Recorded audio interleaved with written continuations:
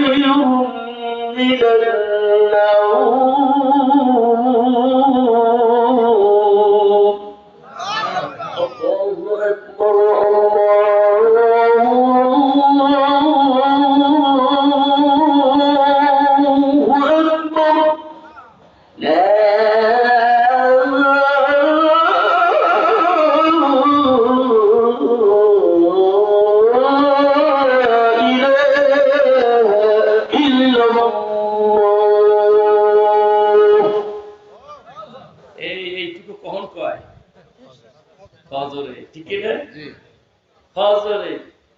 ফজরের রক্তটা পিছনে ঠেলা মারবে অ্যালার্ট দিতেছে 12টা কিন্তু বেজে যেতেছে রেডি থাইস ফজর কিন্তু পড়া লাগবে ঠিক না বেশি ইমানদারের কথা আর বেঈমানের কথা হুজুর সালাম রাত বেলা ওয়াজ শুনবো ফজরের আগ দিয়া ছটার হইয়া বসে মতো ঘুমা ঠিক কিনা ধরে হয় এই জন্য সিস্টেমটা বদলানোর দরকার প্রত্যেকটা ভাইয়ের জবাবদিহিতা করতে হবে কার কাছে আল্লাহর কাছে আল্লাহ সেই জন্য প্রত্যেকটা সময়ের মূল্য দেওয়া উচিত কিনা ধরে পড় ঠিক ভাইয়া তারপরে কিছু কথা বলে যাই ফজর পড়বেন তো ইনশাআল্লাহ ইনশাআল্লাহ ইনশাআল্লাহ পুষ্টি বাড়ি নিয়ে আগেবার পড়ব ইনশাআল্লাহর মধ্যে একটা ভেজাল আছে কি আছে রে যদি আল্লাহ চায় তো পড়তে নাও হয় পড়ি নাই তো পড়ি নাই এটা আল্লাহ চায় না এই জন্য পড়ি নাই এই জন্য ইনশাআল্লাহ ভেজাল ইনশাআল্লাহ পড়ে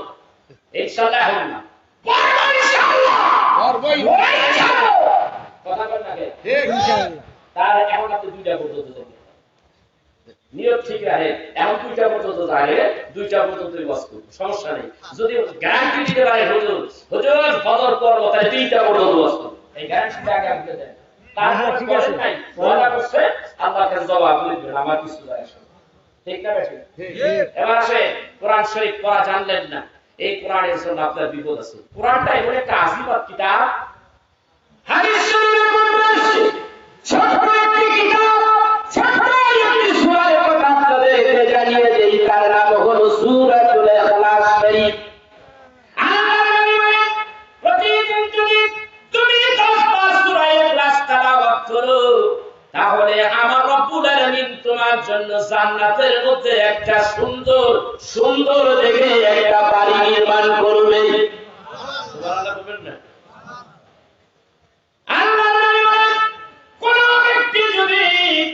সূরা ইখলাস শরীফ 3বার তেলাওয়াত করতে দেই আল্লাহ রাব্বুল আলামিন এক খতম কোরআন তেলাওয়াত কোরআন খতম দেওয়ার সওয়াব আপনার আমলে দিয়ে দেবে শুধু সূরা ফাতিহা সূরা ইখলাসের কথা বললাম আর তো 113টা সূরা আছে একটু বাড়ি দিলাম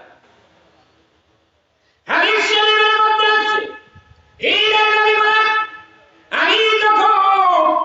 মক্কা থেকে ইয়ামন সফর করতেছিলাম এমন সময় জিবরাইল আসে ইয়া রাসূলুল্লাহ ইয়া হাবিবাল্লাহ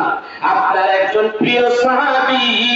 ইন্তেকাল করেছে তার নাম হলো হানি বিন হানি হুজুর তার লাশ জিয়ারত তার লাশ আপনার সামনে তার কাফনের ব্যবস্থা আপনারে করতে বলেছে তার জানাজার নামাজ পড়ার হুকুম আল্লাহ আপনারে দিয়েছে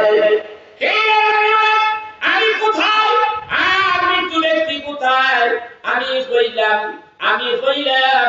ইয়ামন আরেকটা দেশের মধ্যে আর মক্কা শরীফ হইল আরব দেশ হলো আরেকটা দেশ এখন আমি কেমন করে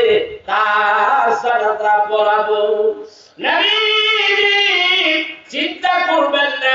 আপনি কি শুধু বলুন আপনি তার জানাজার নামাজ পড়াইবেন আর আমি আপনাকে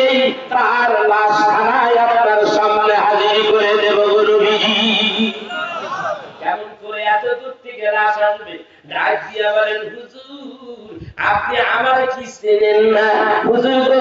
আল্লাহ রাব্বুল আলামিন আমারে 600 পাঠা দিয়েছে পৃথিবীর মতো জায়গায় যেমন কাবা শরীফ ওইখানে কোন পৃথিবীর মাস পয়েন্ট আমি এই মাস পয়েন্টের মধ্যে যদি দাঁড়াই আর যদি আমি পূর্ব দিকে বলি আমার একটা পাঠা আমি দিয়ে দেব পৃথিবীর অর্ধ জায়গা অর্ধ জাহান ভেঙে যাবে আরেকটা পাঠা দিয়ে পৃথিবী আরেক অর্ধ জাহান ভেঙে যাবে আমার এত বড় পাঠা এই পাঠাটাই আমার আপনি যদি নামাজ পড়াইতে চান আপনি যদি হানি বিন হানির জানাজার নামাজ পড়াইতে চান গো নবীজি, তাহলে আমি আমলের ভিতর থেকে আমার এই একটা পাখার একটু আগা পাখার মধ্যে একটু ধাক্কা দিয়া খোঁজা মাইরা তার রাস্তায় আপনি নবীর সামনে হাজির হয়ে দেব গো নবীজি। দেখছে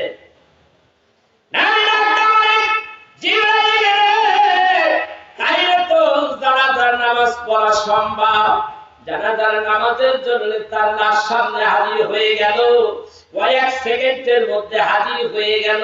সামনে আনার পরে দিয়ে ডাক দেখায় নবী গো, এইবার আপনি জানাজার নামাজ পড়ান। হযরত রাসূল আরবী সাল্লাল্লাহু আলাইহি ওয়াসাল্লাম জানাজার নামাজের জন্য প্রস্তুতি নিতেছে।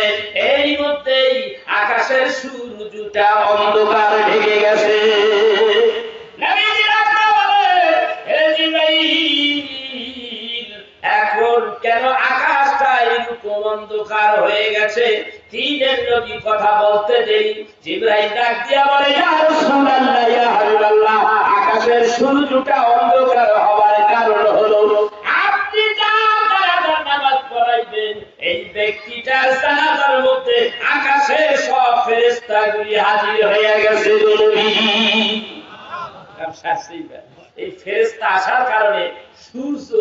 তার আলো, সূর্যের আলোটা ঢেকে গেছে, পৃথিবী অন্ধকার হয়ে গেছে। রাসূল ডাক দিয়ে বলতেছে, এই বেড়ার জানাজার নামাজে এত ফেরেশতা, এই বেড়া কি এমন আমল করতো? নবীজি, এই মানুষটা এমন একটা আমল করতো গো নবীজি, প্রতিটা নামাজের মধ্যেই তিনি সূরাতুল ইখলাস শরীফ মিলাইয়া নামাজ পড়তো। সূরা ইখলাস পড়ার কারণে আল্লাহ রাব্বুল আলামিন এই মানুষটার উপরে এত রাজি হইছে, খুশি হয়েছে, আকাশের ফেরেশতাগুলিও খুশি হয়ে গেছে। এই কারণেই তার জানাজার মধ্যে এত ফেরেশতা এসে গেছে গো নবীজি। চিন্তা করছে সূরা ফাতিহার দাম কত? আমি প্রতিদিন কম করে 200 বার সূরা ইখলাস পড়ি। এর আগে আমি ঘুমাই না, আমি বেলা ডোবার আগে শেষ করি, বেলা ডুবতে দিই না, তার আগে শেষ করে ফেলি। 500 বার দরুদ শরীফ পড়ি, বেলা ডোবার আগে শেষ করে দিই, আর বাকিগুলি ফাও। আপনি পড়েন, কাজে লাগবে।